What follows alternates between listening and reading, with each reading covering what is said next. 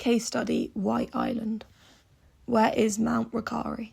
Mount Wakari, also known as White Island, is an active volcano located 48 kilometres off the coast of New Zealand's North Island in the Bay of Plenty. It is the country's most active stratovolcano and has shown frequent activity over the past 150,000 years, with persistent activity since 1769. Its intense hydrothermal activity produces regular release of gas, steam and ash, known as phreatic eruptions.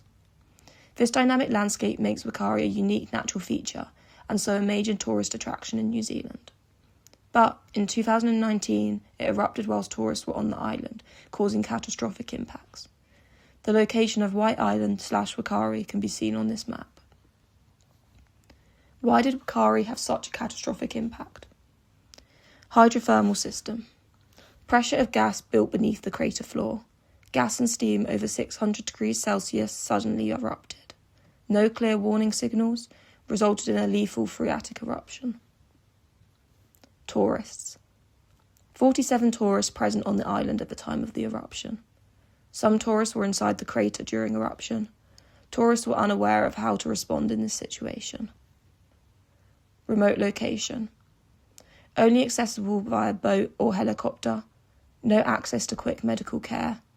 The 48-kilometre journey takes approximately 1.5 hours by boat. Timeline of the 2019 Wakari eruption. Click the arrows to see the timeline of events prior to, during and post-December 2019 eruption. 2012-2013. During this period, volcanic activity rose, with minor eruptions in August of 2012 and 2013. This included rising crater lake levels and volcanic gas emissions. 27th of April 2016. In the evening of the 27th, there was a relatively short-lived eruption.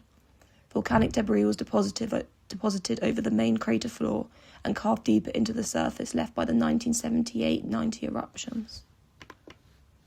2018, a new lake was formed in the crater. October 2019, sulfur dioxide and tremors were at highest levels since 2016. 18th of November 2019. GeoNet upgraded Wakari's alert from level 1, minor volcanic unrest, to level 2, moderate to heightened volcanic unrest, indicating a potential for eruption as this is the highest alert level prior to an active eruption. 24th of November 2019. There was a magnitude 5.9 earthquake which lasted for approximately 1 minute and had an epicentre 10 kilometres north-east of Wakari. Shaking was reported to be felt in Christchurch. 1341, 9th of December 2019. A group of tourists finish their tour and leave White Island via boat. 1410, 9th of December 2019. Tourists can be seen on a trail inside the crater. 1411, 9th of December 2019. Volcano erupts with 47 tourists on White Island. 20 people approaching the crater lake, 22 people leaving the crater, and 5 at the jetty. 1440, 9th of December 2019. New Zealand Emergency Services respond after receiving a call for help. 1730, 9th of December 2019. 3 helicopters are airborne for a rescue effort. 13th of December 2019. Military personnel landed and recovered 6 bodies, but were unable to locate 2 more. Tourist route. This map shows approximately the route taken by tourist groups on the 9th of December 2019. It shows a jetty on the southeast of the island and the path tourists followed towards the crater. This highlights how close the tourists and guides were to the active vent.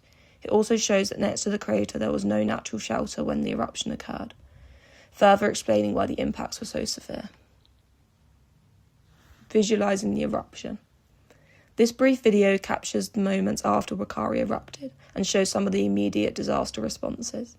It highlights the sudden release of volcanic gas and steam, showing the highly dynamic and unpredictable nature of this active island volcano. Note, this footage may be sensitive for some viewers. What was learnt from Wakari? Hover over the photos to learn more. Unpredictability of phreatic eruptions. Monitoring data can remain stable up until moments before the eruption, so it must not be assumed that an area is safe to visit. There are no visual warnings given prior to an eruption, making traditional forecasting methods less effective. Only a small change in the hydrothermal system is needed for an explosive eruption. Stronger safety protocols. Tours continued from the 18th of November 2019 to the 9th of December 2019, despite a change in volcanic alert to level 2, moderate to heightened volcanic arrest. Tourists were not fully informed of the risks associated with the activity, as tour operators failed to brief them. Improvement of the alert system required. The volcanic alert system in New Zealand was not designed to capture sudden eruptions. Tour operators used it as an accurate indicator of risk, yet it moved directly from moderate unrest to erupting, providing little time to respond and keep tourists safe. More accurate information. Tourists were not aware of the risks associated with visiting Rokkari. Many did not have adequate background knowledge on volcanoes to make an informed decision about visiting. What has New Zealand changed since 2019? Click the arrows to learn more. Stricter safety and regulation.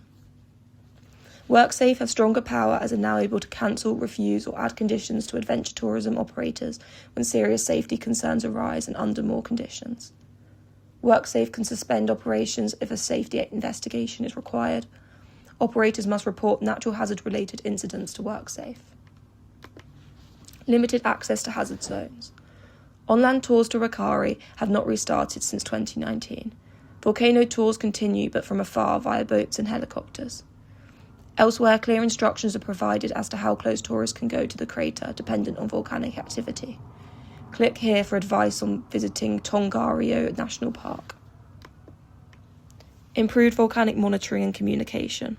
Increased reliance on GeoNet satellite data to detect ground deformation and implementation of advanced sensors to measure gases.